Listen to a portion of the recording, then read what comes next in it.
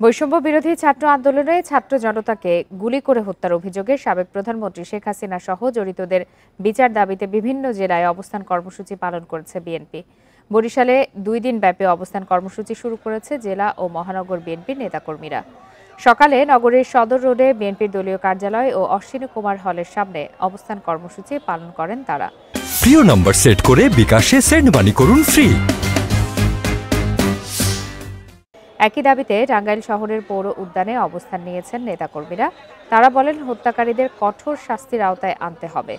চাঁদপুরের হবিগঞ্জে হাজীগঞ্জে অবস্থান কর্মসূচি পালন করেছে উপজেলা ও পৌর বিএনপি।